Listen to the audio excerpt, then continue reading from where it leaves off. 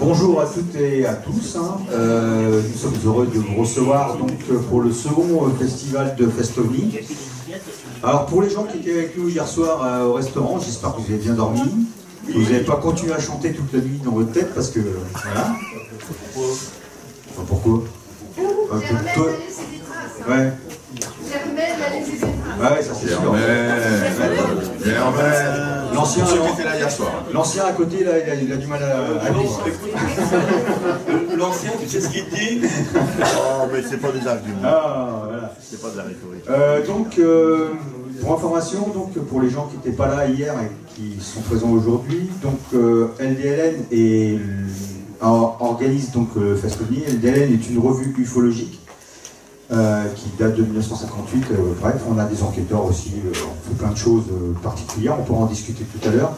En partenariat avec le MUFON, qui est représenté, on en parlera un peu mieux tout à l'heure par Yann Barouillet. Et je voulais vous dire aussi que Maxence, qui est ici présent, est notre maître des cérémonies, et comme tous les ans. Voilà, et je remercie Maxence de sa présence. Et je voulais aussi remercier du fond du cœur Egon, qui est quelque part par ici, pour sa prestation d'hier, qui nous a fait très plaisir et qu'il a accepté de réaliser pour nous. Merci Egon. Ah, merci à vous. Merci.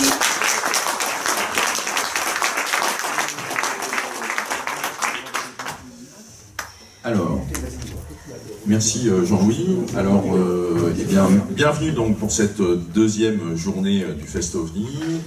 Hier, ça a été assez riche, avec notamment l'intervention d'Egon en fin de journée qui nous a amené comme ça dans des univers un petit peu surréalistes, mais vrais, semble-t-il. Et puis, on a eu aussi Umberto Molinaro qui nous a présenté des formes extraordinaires.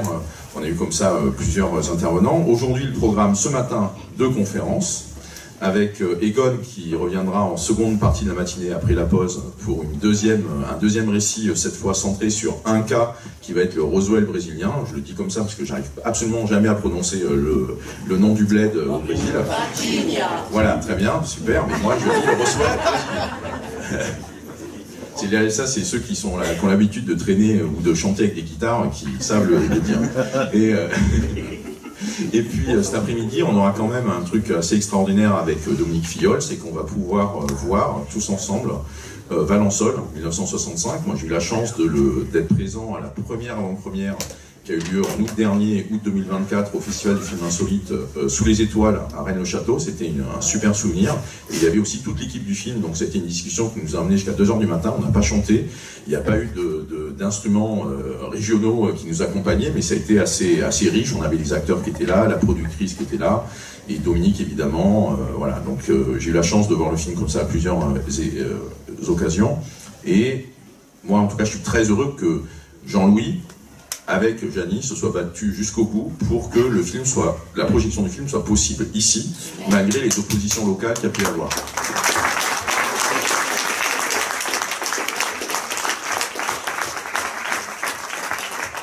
Donc cet après-midi, franchement, le film est très très beau, c'est un super voyage, c'est à la fois un voyage dans le temps et c'est aussi un voyage dans des paysages somptueux. Et donc Dominique, en tant que réalisateur, et toute son équipe, puisque j'imagine qu'on aura une discussion avec lui à l'issue du film, ont vraiment fait un boulot assez extraordinaire quant à la qualité filmique du film. Voilà, c'est juste pour mettre un peu l'eau à la bouche pour cet après-midi.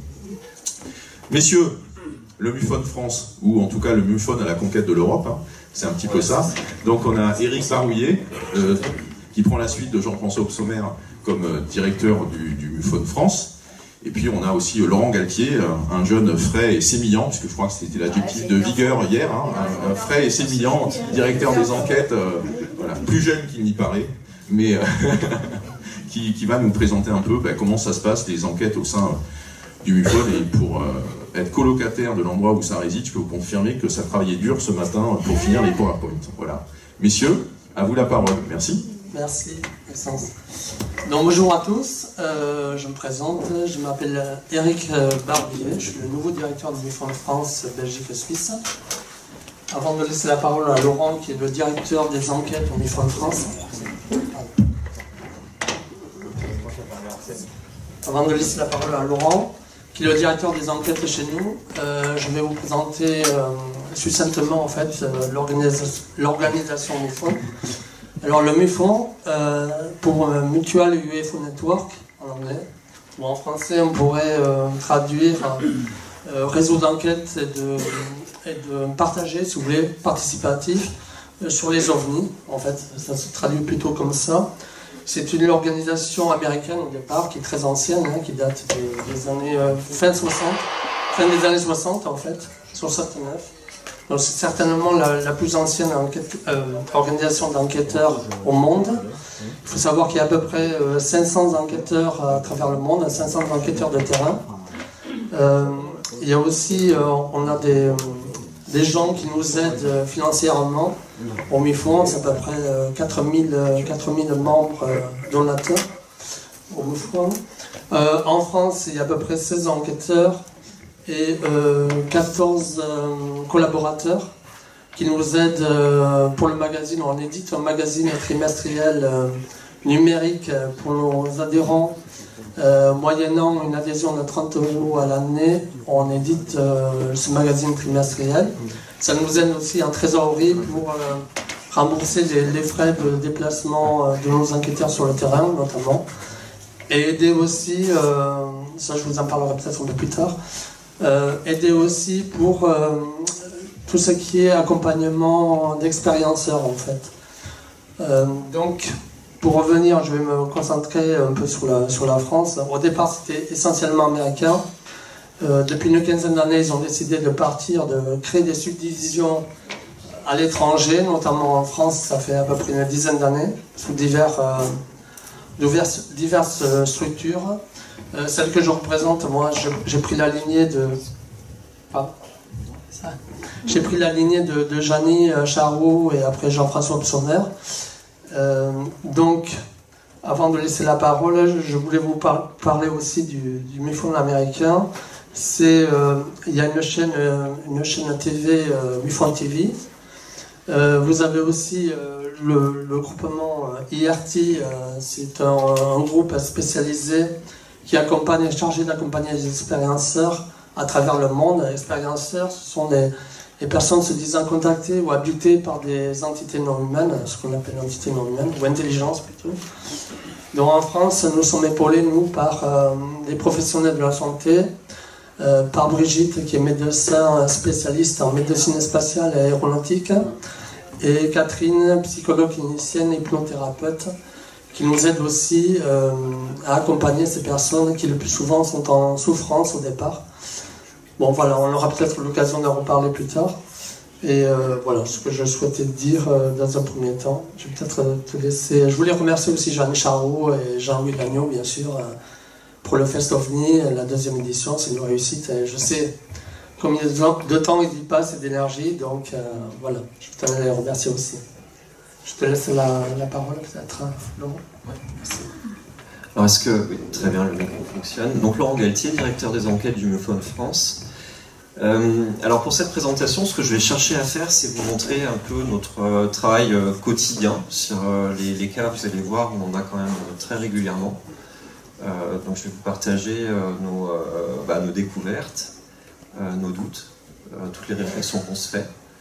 Et je vais vous montrer quelques cas qu'on a traités cette année qui étaient assez intéressants. Par rapport à la présentation du MUFON, je vais attirer votre attention juste sur un point. Vous voyez, 10 000 cas par an qui sont traités par le MUFON. Donc c'est-à-dire qu'on a 30 témoignages par jour à peu près qui arrivent. Dedans, on en a une bonne proportion qui va être des témoignages qu'on ne sait pas expliquer. On est une association ufologique parmi beaucoup d'autres dans le monde entier. Tous les témoins ne témoignent pas, peut-être 10%, peut-être 1%. Donc ce qu'on peut en conclure, c'est qu'aujourd'hui, à cet instant précis, il y a des gens qui font des rencontres, il y a des gens qui font des observations. C'est une quasi-certitude. Après, qu'est-ce que c'est? Il y a beaucoup de théories, effectivement, ça va être assez délicat d'apporter une réponse. En attendant, le phénomène se produit aujourd'hui, se produit toujours aujourd'hui. On parle beaucoup de vagues, mais là, on n'est pas dans une vague ufologique particulière. On arrive quand même à 10 000 cas pour une association parmi d'autres dans le monde. Voilà. Donc c'est quelque chose qui se passe aujourd'hui, ici et maintenant. Alors, La méthode, je ne vais pas trop rentrer dans les détails. Ce qu'il faut savoir, c'est que chez nous, donc, on est formé, il y a des examens pour devenir enquêteur. La première exigence, c'est la déontologie. Et cette déontologie, elle passe en premier lieu par le respect et l'absence de jugement par rapport aux témoins. C'est-à-dire que notre job, en gros, c'est d'apporter un verdict. Est-ce que c'est quelque chose qui est inconnu ou est-ce que c'est quelque chose qui est identifié? On peut ne pas être d'accord avec le témoin. C'est-à-dire que le témoin a vu quelque chose que nous, on n'a pas vu. Nous, on se va se baser sur un témoignage, des documents, des éléments de preuve. Cela dit, on n'était pas là. Donc, quand il y a un désaccord, c'est quelque chose qui n'est pas grave. C'est-à-dire que si nous, on juge que l'événement est identifié mais que le témoin n'est pas d'accord, on repart chacun avec nos conclusions et il n'y a aucun drame. Voilà. Donc j'insiste là-dessus parce que, quelque part, les méprises, c'est quelque chose qui est utile. Et ça, je vais vous le montrer tout à l'heure. Donc il ne faut pas avoir peur de témoigner. Il ne faut pas avoir peur de témoigner des choses étonnantes qu'on a vues, parce que c'est quelque chose qui, de toute façon, va participer à l'accroissement des connaissances sur le sujet. Un petit point de méthode. Donc on applique une méthode qui n'est pas forcément originale. Mais ce qu'on va chercher à faire, c'est qu'on va chercher à trouver une explication ordinaire à l'observation. Donc on va balayer un certain nombre d'hypothèses, on va ensuite faire des vérifications sur des éléments de preuve, et si jamais on n'aboutit à aucune explication satisfaisante, on va conclure que le cas est inconnu. Un cas inconnu, ça ne veut pas dire un vaisseau extraterrestre qui arrive sur Terre, ça veut dire qu'on ne sait pas juger. Donc ça, c'est une nuance qui est assez importante dans l'enquête. Et cette méthode, elle peut conduire à un résultat différent d'une méthode qui serait plutôt de considérer qu'un phénomène mérite d'être jugé inconnu à la condition unique qu'on prouve une caractéristique extraordinaire, c'est-à-dire une accélération fulgurante. Bon, je pense que l'histoire des féeries hier est relativement extraordinaire, mais quelque part, c'est cette approche-là qui peut conduire un taux à peu près de cas, on va dire jugés extraordinaires, à peu près de 30%, peut-être un peu moins, ça va dépendre des circonstances. Donc des fois, les gens sont assez surpris quand ils comparent par exemple aux 3% du GEPAN. Mais on n'applique pas tout à fait la même méthode, et les deux se défendent. Alors, un petit panorama des cas. Donc, en 2024, c'est 160 cas qui ont été déposés chez nous, en France, en Belgique et en Suisse, avec une grosse proportion en France. Il faut noter que c'est un peu plus en France par million d'habitants qu'en Suisse et en Belgique. Et ça, c'est pas parce qu'on voit plus d'OVNI en France, c'est certainement plutôt dû à la notoriété de l'association en France plutôt que dans les pays suisses et belges. On voit que, donc j'ai mis une petite chronologie des dépôts. On voit que c'est une activité qui est un peu saisonnière, c'est-à-dire que là, on est plutôt dans un creux, et ça, c'est quelque chose qui est vérifié chaque année. Les témoignages ont tendance à arriver plutôt pendant l'été. Je verrai un petit peu plus en détail tout à l'heure sur les mois d'observation. Alors, donc je vais commencer par des méprises pour illustrer. Donc là, c'est le cas des tic-tac. Donc les tic-tac, c'est quelque chose qui est bien à la mode depuis les vidéos du Pentagone qui ont été diffusées. Le fait est, c'est qu'un tic-tac, un avion de loin, on ne voit pas les ailes et ça ressemble sacrément à un tic-tac. Donc on a pas mal de témoignages, de vidéos, de photos qui montrent des avions et on arrive à corréler assez exactement avec les bases de données de circulation aérienne dans la plupart des cas et on démontre que c'est bien un avion qui a été pris en photo, en vidéo et qui a été vu par le témoin. Alors, je vous ai dit tout à l'heure que les méprises ne sont absolument pas honteuses. Quelque part, en fait, il y a une leçon derrière. C'est-à-dire que vous n'êtes pas sans savoir qu'il y a un aspect mimétique dans le phénomène OVNI, et quelque part, qu'est-ce qui ressemble plus à un avion, à son essence, à sa géométrie, à sa couleur, qu'un tic-tac? On a l'impression qu'un tic-tac, c'est un avion épuré. Et en fait, cette méprise, elle peut nous amener un enseignement par rapport à ça. Donc ce sera toujours intéressant, et de toute façon, moi je vous le dis, si jamais vous observez un tic-tac, vous avez une photo, une vidéo, vous témoignez, et nous on ira vérifier, et puis on verra ce qu'on peut en conclure. Alors, les trains Starlink. Alors ça, c'est un sujet, alors maintenant on n'a plus beaucoup de témoignages sur plusieurs points lumineux qui se succèdent dans la nuit. En revanche, il y a une phase un petit peu particulière des Starlink, c'est le moment où ils viennent d'être lancés. Donc là, les satellites sont tous regroupés. Et en fait, on n'est pas capable, visuellement, de les séparer les uns des autres. Donc ça ressemble à une description d'un témoin qui appelait ça le bâton lumineux. Et en fait, on a réussi à corréler le fait que ça se combine à chaque fois, à chaque occasion, avec un lancement depuis la base de Vandenberg en Californie, qui conduit à une trajectoire bien particulière des satellites, et qui va passer, donc c'est typiquement une situation où le témoin, donc le soleil s'est couché, c'est le crépuscule, et les satellites arrivent depuis l'ouest. Donc en fait, les satellites sont toujours dans une zone qui est éclairée de la Terre. Et donc, ils sont bas sur l'horizon. Donc typiquement, si on se trouve en Bretagne, ils seraient peut-être au niveau des Açores, au niveau de la longitude des Açores. Et donc là, ils sont toujours éclairés par le soleil. En plus, ils sont un peu en altitude, à 400 km. Et donc, ils vont devenir très lumineux. Et ça, c'est les derniers... comment dire ? À chaque fois, on a eu ce lancement le matin, ou la veille, de satellites Starlink. Donc on en a eu 4 comme ça. Et alors ce qui est amusant, c'est que on s'est dit, bah, on a trouvé quelque chose. On a trouvé un systématisme sur ce genre de cas. Donc quelque part, affaire classée. Et ben, il s'avère que le dernier cas qu'on a reçu comme ça, il y a bien eu un lancement Starlink depuis Vandenberg, mais 8 heures après l'observation. Donc, c'est la caractéristique fondamentale du phénomène qui nous réunit ici, c'est qu'il est toujours en train de nous surprendre. Donc là, sans doute que le dernier témoignage est toujours un Starlink, mais en tout cas, on n'a jamais le droit de s'endormir. On va toujours être en éveil. Donc on va étudier ce cas-là, et puis on va remettre en cause peut-être le modèle. Puisqu'on revient sur cette caractéristique du phénomène, sur l'aspect mimétique. C'est certain que si le phénomène veut nous observer, il va essayer de se cacher dans la circulation aérienne, dans les choses qu'on a l'habitude de voir. Donc il faut être toujours attentif, il ne faut pas négliger.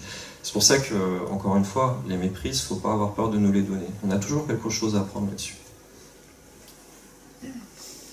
Alors, sur les verdicts, c'est les conclusions d'enquête. Ce qu'on constate, et c'est à peu près constant d'année en année, c'est qu'on a un gros tiers de cas qui sont identifiés, un tiers de cas qui sont inconnus, c'est-à-dire qu'on n'a pas trouvé d'explication pour expliquer ce qui est observé par le témoin.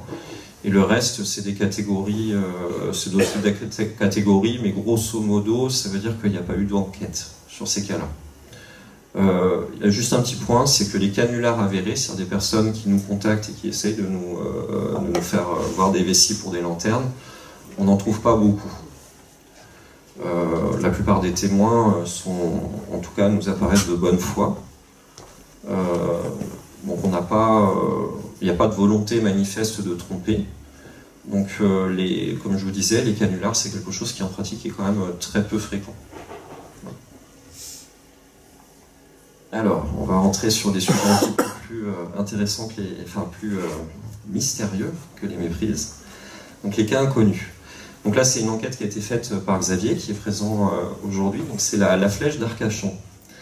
Donc c'est typique, ça ressemble beaucoup aux lumières de Phénix. Donc effectivement, un objet en forme de chevron, avec en gros 8 disques lumineux qui apparaissaient dessous, qui volait assez rapidement, c'est-à-dire qu'il a traversé le ciel, qui était visible par le témoin en quelques secondes, et qui se déplaçait vers la mer. Donc ça, c'est une genre de forme d'objet qu'on commence à voir de la manière relativement fréquente. J'ai mis quelques caractéristiques ici. Un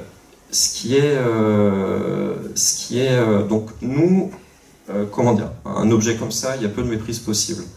On va dire, sur un cas comme ça, on peut imaginer un vol doigt cendré, donc qui se promène en forme de V, qui serait éclairé par le dessous, donc le témoin verrait une réflexion lumineuse. En attendant, alors je ne l'ai pas fait figurer sur la diapositive ici, mais disons que quand on regarde les caractéristiques du phénomène, c'est-à-dire son déplacement angulaire, sa taille, etc., ça n'apparaît pas tout à fait compatible, en tout cas avec un vol doigt cendré. C'est-à-dire que ça ferait des oies qui se déplaceraient vraiment pas vite.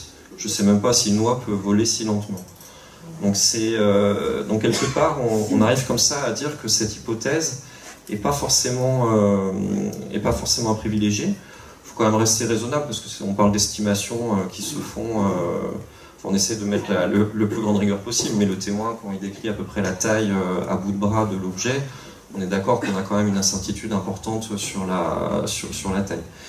Quoi qu'il en soit, donc nous, c'est un cas qu'on a jugé inconnu, c'est-à-dire que les hypothèses adverses n'étaient pas assez convaincantes, les hypothèses explicatives, et ça ressemble pour nous donc, à un objet notre meilleure estimation, donc on se base sur l'altitude des nuages qui est à ce moment-là, qui s'appelle donc les barbules, et qui était à peu près à 200 mètres d'altitude, le témoin ayant décrit que l'objet était rasé, donc la base des nuages, la surface inférieure des nuages. Donc avec ça, on arrive à un objet à peu près à 200 mètres de longueur, qui était à peu près à 500 mètres du témoin, et qui évoluait à 400 km/h. Voilà. Sachant qu'on sait que si les nuages étaient plus élevés, ça ferait un objet plus grand et plus rapide, si les nuages étaient plus bas, ce serait inversement. Donc là, on est sur... donc là, je vous présente ça pour vous montrer l'incertitude. On est vraiment devant des informations fragmentaires. Il faut essayer de construire quand même de la connaissance et puis avoir une conclusion qui soit la plus raisonnable possible. Sachant que dans tous les cas, on ne va jamais mettre un verdict définitif. C'est-à-dire que si, on va dire, une grande part de notre travail est de documenter ces cas, ce qui fait que si, par exemple, l'année prochaine, où quelqu'un dans la salle a observé ce V, donc ce chevron dans le bassin d'Arcachon, si on a de nouveaux témoins, ça peut amener des nouveaux éléments au sujet qu'on va à nouveau inclure dans l'enquête suivante avec le nouveau témoin. Voilà. Donc on n'aura jamais, nous, de conclusion définitive. Moi, je ne vous affirmerai pas que ça, c'est une preuve d'intelligence exogène. Je vous dirais juste qu'on a documenté un cas, on a essayé raisonnablement de tirer le plus de conclusions possible. C'est intéressant, ça a conservé. On n'a pas trouvé d'explication adverse pour le moment. Le vol d'oie cendrée, on va dire, c'est l'hypothèse rationaliste, hein, c'est si on cherche absolument à trouver une explication ordinaire. Un autre cas, alors celui-là il nous embête beaucoup. Donc je l'ai appelé la sphère Hanley de Paris 13e. Donc ça s'est passé effectivement en pleine ville. Ça c'est un point intéressant, c'est que la plupart des observations se font quand même en zone rurale. Quand on rapporte aux millions d'habitants, les grandes villes ne fournissent pas beaucoup de témoignages. Donc là on est en plein Paris. Donc on est à 1h du matin, le témoin est en train de travailler un petit peu tard, elle a des horaires décalés, elle travaille chez elle, donc elle fait des papiers administratifs, elle était en train de fumer en travaillant, donc ça c'est intéressant parce qu'elle avait ouvert la fenêtre malgré le froid, et en fait elle voit passer une lumière très vive. Donc là, la lumière disparaît, elle va quand même à la fenêtre, elle va regarder, et là l'objet revient. Et là, l'objet, cette sphère Hanley, donc le témoin a le temps de prendre des photos, de prendre des vidéos, d'aller chercher son mari, de réveiller son mari pour qu'il vienne voir, de passer des coups de fil à des amis pour témoigner qu'elle a vu ce genre de choses. Donc le phénomène reste à peu près immobile pendant au moins 15 minutes. Et puis au bout d'un moment, c'est donc schéma classique de l'ufologie, disparition fulgurante. Vous notez d'ailleurs qu'on a aussi cette phase d'accroche, c'est-à-dire que le phénomène là, a fait un signal pour attirer son attention. Donc ça c'est la caractéristique décrite par Eric Zurcher comme ostentatoire, c'est-à-dire que le phénomène veut se montrer mais pas trop. Donc il s'est montré 15 minutes. Alors maintenant, quelles peuvent être les explications pour ça? Donc vous voyez, bon, la photo est quand même assez nette. Il y a une vidéo qui va avec, qui nous apporte des enseignements. Parce que si on veut trouver une explication, on va dire, ordinaire, la première chose à laquelle on pense quand on voit ça, ce serait un flou qui est dû au focus de la caméra. La seule chose, c'est que là, on a une vidéo avec un changement de zoom où la caméra cherche à faire le focus sur l'objet. Donc on est capable de vérifier des moments où on a du flou de focus et des moments où l'appareil photo a réussi à faire la mise au point. Donc la photo que je vous ai montrée avant, l'extrait, on a eu la mise au point. Ça c'est la partie qui est mise au point. Si je reviens après, donc sur l'image du milieu, c'est le moment où la caméra essaie de faire la mise au point. Donc c'est beaucoup plus flou. Donc à gauche, j'ai pris sur mes prises du ciel des flous de focus. Donc on voit qu'on n'est quand même pas tout à fait pareil en termes d'image. Donc cette hypothèse n'est pas très robuste, elle n'est pas très solide pour expliquer. Une autre hypothèse, ce serait un ballon LED. C'est-à-dire que tout le monde connaît dans le milieu ufologique les lanternes célestes, donc avec un combustible qui brûle sous un ballon, souvent en papier de riz ou quelque chose comme ça. Il y a aussi des ballons LED, c'est-à-dire que c'est des ballons gonflables qu'on gonfle à l'hélium avec une petite lampe LED dedans et qui sont lâchés à l'occasion des festivités. Donc ça, c'est un cauchemar ufologique parce qu'on va avoir toutes les couleurs. Je dirais que c'est aussi un cauchemar écologique puisqu'on va balancer des piles dans toute la campagne si on fait ça un petit peu trop fréquemment. Quoi qu'il en soit, c'est une hypothèse qui quelque part pourrait peut-être coller. C'est-à-dire que effectivement le ballon, il va pas faire la couronne qu'on voit autour, mais on peut toujours imaginer que ce soit un problème de caméra. Hein. Le truc, c'est qu'en fait, c'est resté, il y a eu un signal, un spot assez puissant pour attirer l'attention du témoin. C'est resté 15 minutes immobile. Et sur la vidéo, là, vous voyez en bas à droite, on a la cheminée. Et en fait, on voit bien sur la vidéo qu'il y avait un vent qui était assez fort en rafale, qui rabattait les fumées assez fort. Donc là, là vous ne verrez pas bouger la fumée, mais vous pouvez me croire sur parole. Et donc en fait, on avait pas mal de vent. Donc ce sera un ballon LED captif. On commence un peu ou motorisé, on commence un petit peu à tirer les cheveux en quatre. Hein. Donc ce cas-là, il nous embête parce que quelque part, en fait, il est quand même pas mal, quoi. On a quand même une jolie image je veux dire, ça ressemble bien à une soucoupe, hein, je veux dire. Donc on a envie de pas trop y croire, on n'a pas envie de trop s'engager là-dessus, mais en attendant, on a quand même balayé un certain nombre d'hypothèses. Pour nous, c'est toujours un cas en cours, et surtout ce qu'on projette de faire, c'est des simulations de méprise, c'est-à-dire prendre des ballons LED nous-mêmes, de les attacher, de prendre des photos. Alors, j'ai pas voulu vous mettre, parce qu'on a déjà fait ça sur les lanternes célestes, mais je vous assure qu'en travaillant un peu, on peut obtenir des images très intéressantes juste avec une lanterne céleste. Donc là, ce qu'on va faire, c'est qu'on va essayer d'utiliser plein d'appareils photo différents, différents réglages d'appareils photo, pour voir sur un ballon LED ce qu'on arrive à recréer. Si jamais on arrive à avoir des photos qui ressemblent à ça, bah, quelque part, on va peut-être réviser nos jugements et dire que c'est un cas identifié. Après, il restera quand même des choses à expliquer sur l'immobilité face au vent. Alors, on a des drones sphériques, mais c'est des drones sphériques, c'est en développement, ça reste quand même dans des hangars, donc pas dans des environnements très vantés. En tout cas, de ma connaissance des drones, ça n'a pas. Enfin, aujourd'hui, on imagine mal que le truc reste immobile avec une émission lumineuse aussi intense. En tout cas, on va dire sur la base des technologies connues dans le civil, bien sûr. Voilà. Donc c'est un cas qu'on va clore en inconnu, mais on va sans doute continuer à travailler dessus, puisque l'image est quand même sympa. Hein. Et ça, c'est un point qui est important. En fait, effectivement, on parle souvent de vagues. On a aussi tendance à associer les vagues à des formes. C'est-à-dire que les soucoupes volantes, ce serait peut-être les années 60, les années 70, ou même avant, hein, dans les années 50. Le truc, c'est qu'on voit toujours des objets qui ressemblent à des soucoupes volantes. Les triangles noirs donc, sont associés à la vague belge. Je vous montrerai juste après, on a des triangles noirs. Donc en fait, tous les jours, enfin, nous on fait 160 cas, donc je peux au moins, dont 50 à peu près inconnus. Donc ça veut dire que, en gros, si on est vraiment rigoureux, c'est-à-dire que toutes les semaines, on a des observations de choses qui ont été vues, finalement, dans toute l'histoire ufologique. Voilà. Donc ça, c'est assez intéressant à constater, le bestiaire persiste avec le temps. Après, il peut y avoir des variations. Voilà. Donc là, je vous parlais d'un triangle noir. Donc un couple qui rentre si je dis pas de bêtises, ils se sont promenés en montagne, donc ils habitent à Vienne, ils reviennent des Alpes. Donc ils sont sur une route qui est sur le plateau qui surmonte Vienne. Donc ils sont en pleine direction, plein ouest vers Vienne, et le ciel est très nuageux, des très lourds nuages, type orageux, qui sont placés au-dessus de la vallée du Rhône, donc au-dessus de Vienne. C'est-à-dire qu'au-dessus d'eux, c'est à peu près dégagé.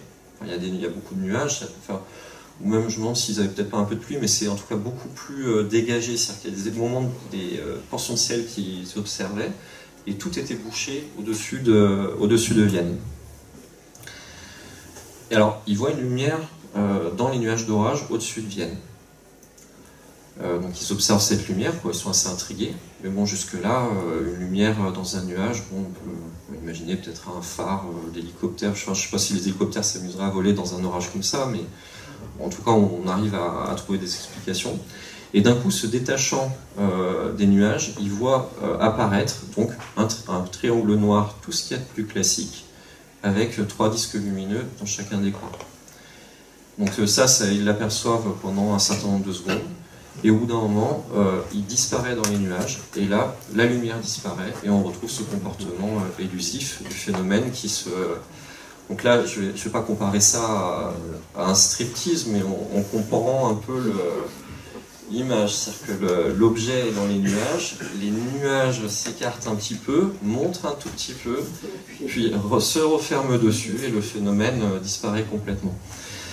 Alors, si on a la position exacte de situation du témoin pendant cette observation-là. Donc on est capable de calculer des distances, de calculer des dimensions, des choses comme ça. Là on aurait quand même un objet, ce que j'ai écrit, donc à peu près à 2,5 km d'altitude qui ferait 400 mètres de côté. Donc c'est quand même un beau bébé.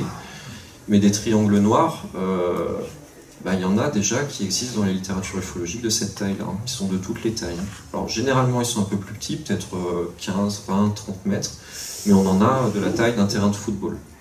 Alors j'attire quand même votre attention sur l'imprécision de toutes ces estimations. C'est-à-dire que quand je dis 400 mètres, ça veut peut-être dire 150 ou 800. Mais en tout cas, c'est une meilleure estimation. Voilà. Qui pourra être révisée si on a la chance d'avoir un témoin qui dit « Mais attendez, moi à cette date, j'étais au nord de Vienne, je l'ai vu aussi. » Donc là, on aurait 2 témoins. Donc ça renforcerait la consistance du cas. Et on pourrait même trianguler s'il avait un autre angle. C'est-à-dire que là, ça peut vraiment nous aider à progresser dans la caractérisation du phénomène. Alors, là, c'est un cas qui est... Alors, je suis quand même pas... On n'a pas encore de cas au niveau des féeries. Navré. Mais ce cas est marrant. Et c'est un cas où la conclusion, de toute façon, elle va être... comment dire ? Elle va être très... la conclusion va être relativement facile à tirer. C'est-à-dire qu'on a un récit. Alors, donc, c'est celle que j'ai racontée donc, vendredi pendant l'émission Nura TV. Donc, c'est le témoin est en train de rouler dans son vélo couché sur une route de Bretagne. Donc, ça va pas être bien loin, Port de Roche, d'ici, peut-être à... Ouais, peut-être plus... ouais. Vers Rennes. Mais en tout cas, il est donc sur une route, un petit peu en pente. Enfin, avant, il y avait une pente, donc il a pu prendre pas mal de vitesse. C'est bordé par des arbres. Et en fait, il voit une lumière extrêmement vive devant lui. Donc au début, il n'y croit pas trop, il vérifie ses lunettes, etc.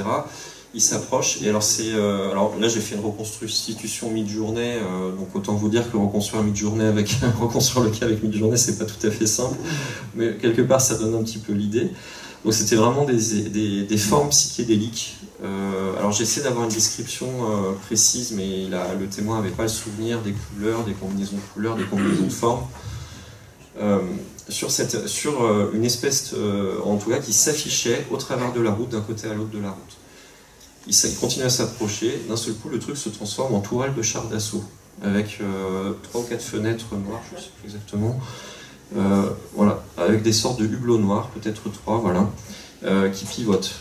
Donc il continue à s'approcher, le truc disparaît, et donc là il le traverse, il arrive jusqu'au stop qui suit, donc là il réfléchit un peu tout ce qui s'est passé en attendant son épouse. Et donc après il témoigne chez nous. Donc là c'est un cas où quelque part on le reçoit, on discute avec le témoin. Le témoin conserve son récit au fur et à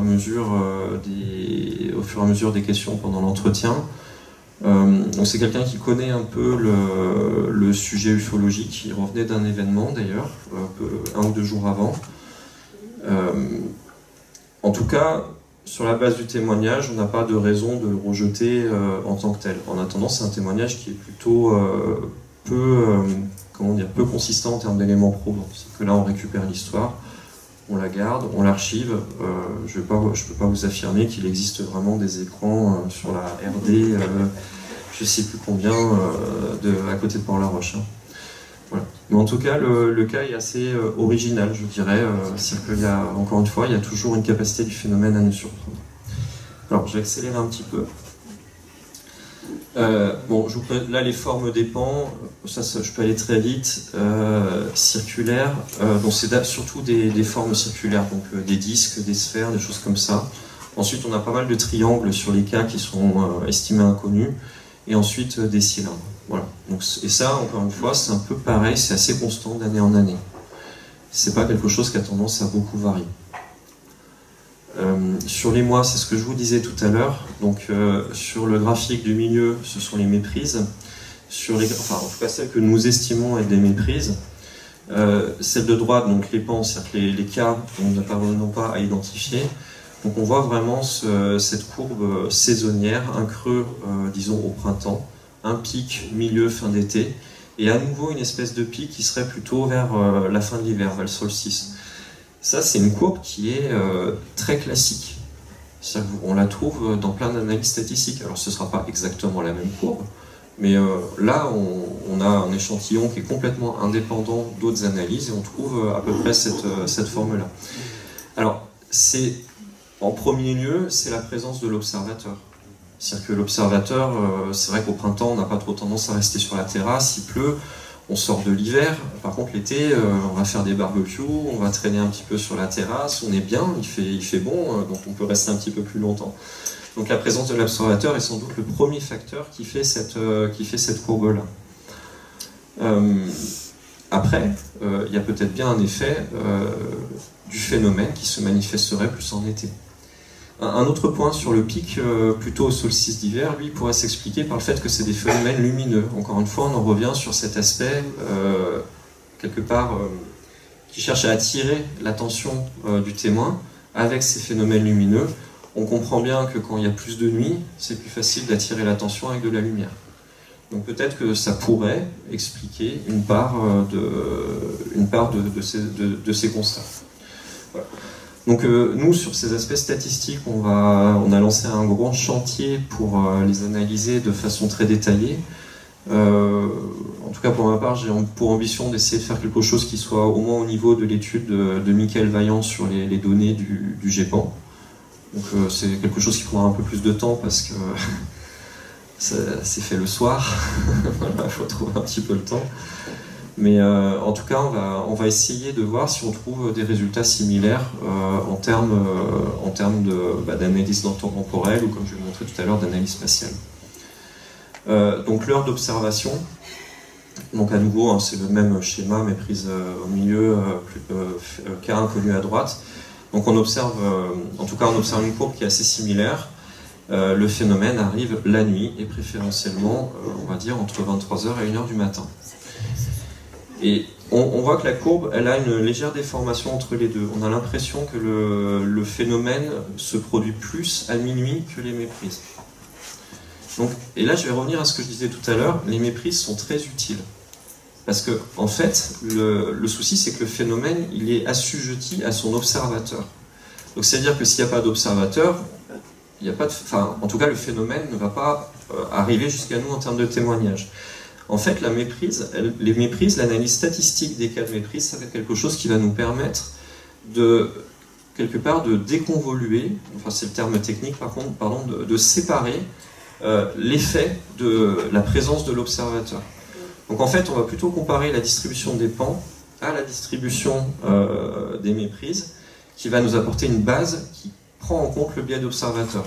C'est-à-dire qu'une méprise, l'observateur va être présent à l'extérieur, pareillement, que ce soit une méprise ou que ce soit un phénomène inconnu. Alors je dis pareillement, le terme est peut-être un petit peu définitif, mais voilà. En tout cas, quand on compare les deux distributions, on voit que c'est un petit peu plus piqué à minuit pour les phénomènes inconnus. Donc ça, c'est quelque chose qui va mériter une analyse statistique pour arriver à le démontrer avec des outils tout à fait scientifiques pour vérifier si ces distributions sont comparables ou pas. Alors, moi je m'attends à ce que le phénomène soit aussi élusif dans les statistiques que dans les observations. En tout cas, je pense qu'on est tous ici conscients qu'il est relativement malin dans sa façon de se présenter à nous. Mais on verra. Voilà. Donc une analyse spatiale, donc toujours le même schéma. Donc là c'est toutes nos enquêtes, oui c'est toutes les enquêtes de notre base de données avec où on a pu mettre un point. Donc ça fait 400 cas à peu près au total. Donc là, juste visuellement, on a quand même le sentiment que le phénomène est moins visible dans les grandes villes. C'est-à-dire que si vous regardez typiquement Paris, on voit plus de points qui correspondent à des méprises, alors que là, la densité est moindre. Ce sera pareil sur Lyon. C'est-à-dire qu'on a pas mal de méprises, mais sinon sur les cas jugés inconnus, estimés inconnus, on n'a pas beaucoup de points. Vous constatez que la Bretagne est quand même un lieu sympa pour trouver des ovnis, ainsi que la région PACA, mais ça c'est un peu moins connu. Sachez en tout cas que quand on fait l'analyse département par département et qu'on rapporte aux millions d'habitants, le département qui a la palme, et alors Dominique n'est pas dans la salle, je crois qu'il est en train de régler un souci dans la salle de cinéma, mais ça va lui faire plaisir, c'est que le département qui arrive tout en haut en termes de fréquence d'OVNI par million d'habitants, c'est les Alpes de Haute-Provence. Voilà. Alors maintenant, c'est une observation, c'est un constat, charge à une démarche rigoureuse et scientifique de le démontrer. Est-ce que c'est quelque chose de significatif? Mais j'ai envie de dire que quand on a un peu de culture ufologique et qu'une base de données qui n'a jamais été traitée comme ça donne que les Alpes de Haute-Provence est le haut lieu par million d'habitants des ovnis, ça fait quand même un petit peu sourire. Hein. Je pense que... Voilà. Alors les cas IRT, je ne vais pas rentrer dedans puisque moi je ne m'occupe pas de ces cas-là, donc c'est les rencontres rapprochées et les suspicions d'addiction, Lapsus révélateur. Alors,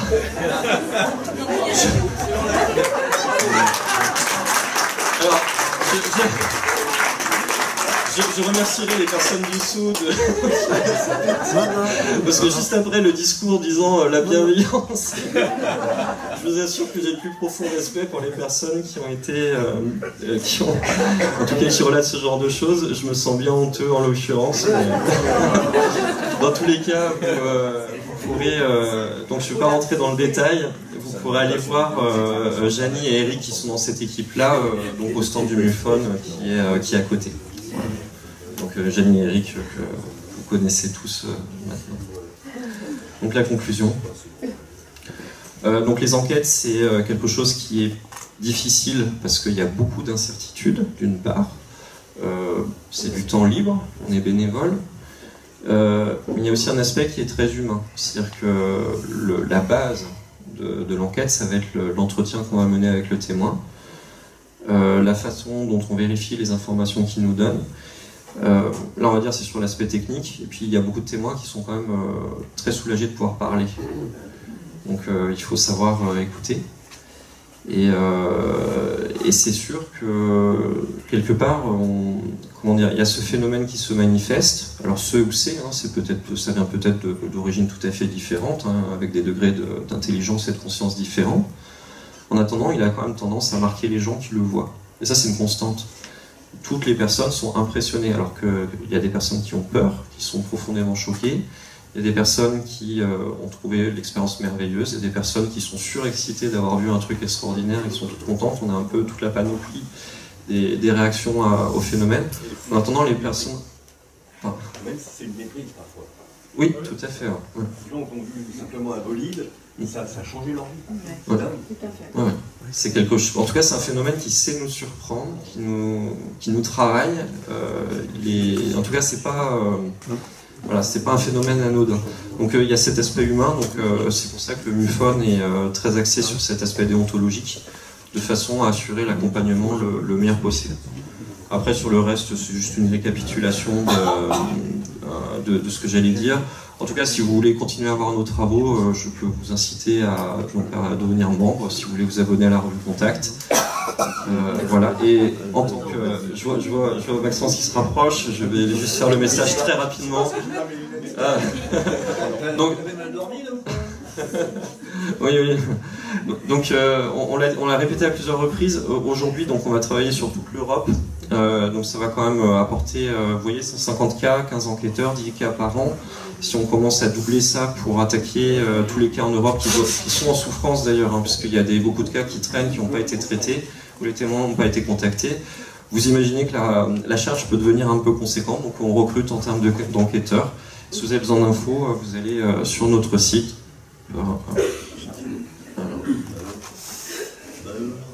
J'ai fait un pont trop loin. Bah écoutez, c'est pas grave. Donc voilà, vous avez toutes les informations sur notre site.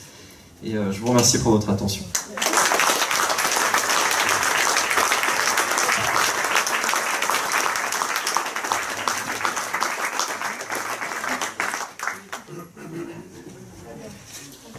Merci Laurent pour cette présentation très pédagogique.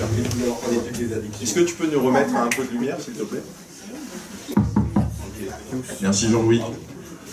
Alors, une dizaine de minutes de questions avant qu'on fasse la pause, comme on a débuté un peu en retard, on a décalé, et la pause sera à 10h15, au lieu que ça soit à 10h comme mentionné sur le programme. Qui aurait des questions par rapport à la présentation d'Éric? C'est une question ou c'est un étirement de bras? C'est une question, très bien. Et ici, OVNI Livre après.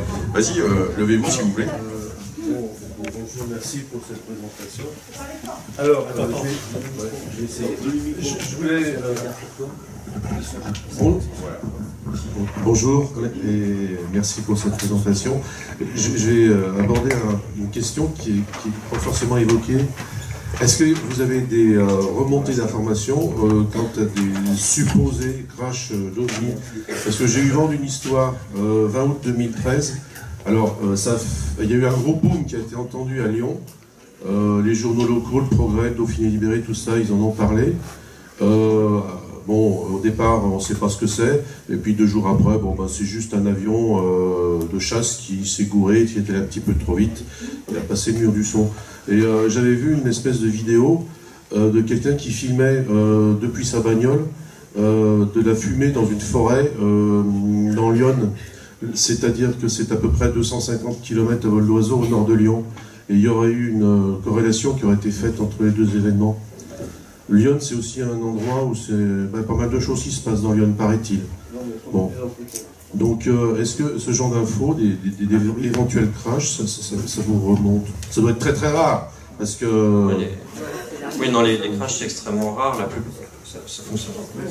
Oui, c'est quelque chose de très rare, on n'a pas de témoignages aujourd'hui sur ce genre d'événement. Des rencontres rapprochées, on en a peut-être une dizaine par an, quelque chose comme ça, pour donner un ordre de grandeur. Donc vous voyez, on divise à chaque fois par 10 peut-être. Après, sur ce cas-là, non, on n'en a pas connaissance. En tout cas, nous, la base, et ça c'est vraiment important, la base c'est le témoignage qui est déposé par le témoin, qui doit être rédigé par le témoin ou par quelqu'un qui peut le rédiger pour lui, un proche. Mais c'est vraiment le fondement de toute enquête, donc en tout cas au MUFON.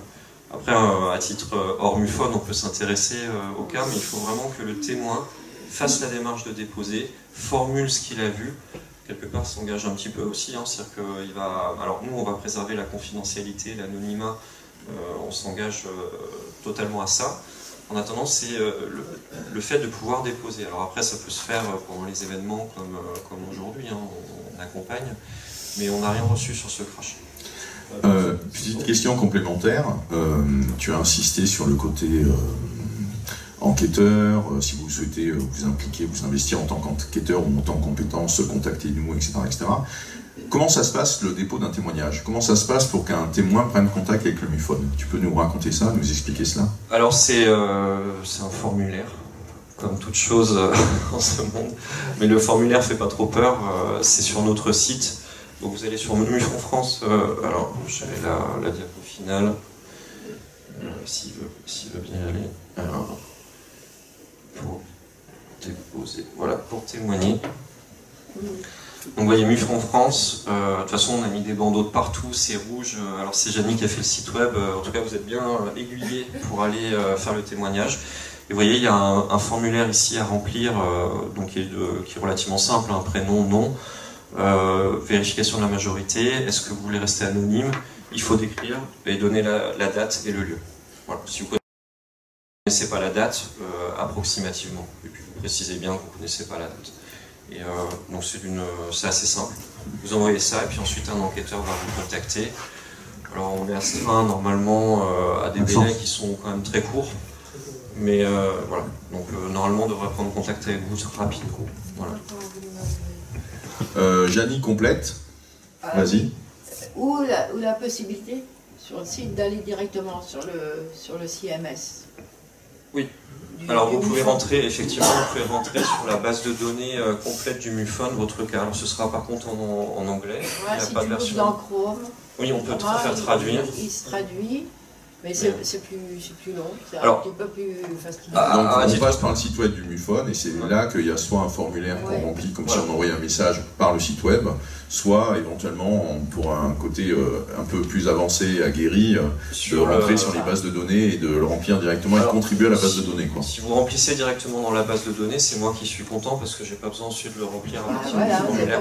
Donc accrochez-vous. Non, je plaisante. Il faut quand même que le système soit accessible, donc prenez le moyen le plus pratique pour vous. Ouais. Ok, donc il y a encore ici Jess et à côté Patrice. Au niveau des témoignages, donc est-ce qu'au MUFON ils reçoivent, comme le CEPRA à l'époque de Velasco, ou c'est ceux qui l'ont suivi, donc ils avaient le siège à Toulouse, les rapports de gendarmerie de témoins? Est-ce que vous avez ce genre de choses de la part de la gendarmerie qui vous envoie les dossiers? On est vraiment une association, on va dire, de citoyens. On est vraiment civil et on n'a pas de... En tout cas, on n'est pas alimenté en information par, que ce soit par le GEPAN ou par la gendarmerie. Après, ça n'empêche pas d'appeler la gendarmerie. Et après, ils répondent comme ils peuvent répondre. Et des fois, on a des réponses à des questions sur ce genre de choses.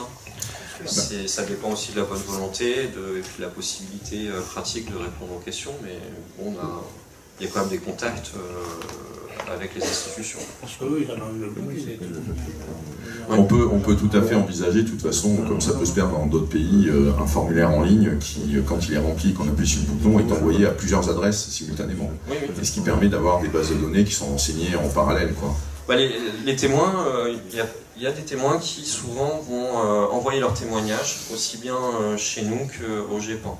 Alors nous, l'avantage, c'est qu'on va quand même avoir tendance à le traiter un peu plus vite qu'au GEPAN. Et après, par contre, c'est très intéressant quand l'enquête est faite aussi bien par le GEPAN que par nous. C'est-à-dire que là, on peut comparer nos hypothèses. Après, moi, pour les cas que j'ai pu comparer, j'ai pas trouvé non plus de contradiction. Il y a peu de cas, finalement, où on est en... Alors, on va prendre une question de la salle, mais c'est vrai qu'éventuellement, par rapport aux réponses que tu peux apporter, parce que là, on est sur les dernières questions avant la pause, quel contact il peut y avoir entre l'équipe d'enquêteurs du MUFON France avec l'équipe d'enquêteurs du GEPAN? Quel type de relations ou de contacts informels ou parallèles peuvent exister? Question de Patrice. C'était exactement ça ma question. Donc, les rapports entre GEPAN et... Les médiums maintenant. Les médiums. Bon, donc voilà. Et puis, donc, il y a une dernière question après, là-bas. Pardon. Je t'en prie, Eric, vas-y. Pour répondre à Patrice, en fait, on avait été invité il y a 3 ans au Caipan à Toulouse. On a rencontré justement les enquêteurs du GEPAN. Ça s'était très bien passé. On avait pu échanger sur leurs possibilités, comment ils mènent une enquête. Le rapport, c'est très bien. Ouais, parfait. Et en fait, c'est très... ça se ressemble beaucoup, quoi, en fait, la façon de conduire une enquête. Voilà. Après, les conclusions peuvent être parfois un peu différentes. Mais, voilà. Bien, merci. Merci. Oui. Oui, je voulais savoir si éventuellement vous faites aussi les cas d'abduction sans observation d'OVNI. Tout à fait. Ouais. Donc c'est le même processus, c'est juste que le témoin va plutôt passer en équipe, donc on appelle ça ERT, Experiencer Resource Team, donc avec Eric, avec Janie et éventuellement avec des personnes de l'équipe de soutien. Voilà. Ça passera pas par moi, c'est tout. Merci Eric, merci à tous, on va clôturer cette session là.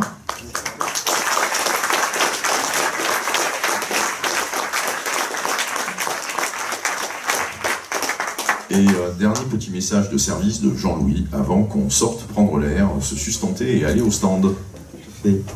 Donc je vais le répéter 2 fois, le message.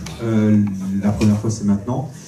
Donc pour le cinéma, enregistrez dans vos téléphones ou dans votre mémoire que c'est le cinéma de la Presqu'île à Guérande. Voilà, il n'y en a qu'un seul cinéma. Donc c'est facile à trouver. Si vous tapez sur votre GPS Cinéma Presqu'île de la Guérande, vous allez le trouver, d'accord? Donc voilà. Et pour les gens qui se perdent, Et quelle heure? 14h. Vous avez rendez-vous à 14h, mais je le redis après. Parce que là, c'est un peu tôt là. On va partir, on rentre dans la salle à 14h. On rentre à 14h dans la salle. Donc rendez-vous devant la salle à 14h. Presqu'île de Guérande, cinéma. Il y a un seul cinéma, même s'il y a plusieurs presqu'îles. Enfin, je dis ça, je dirais. Voilà.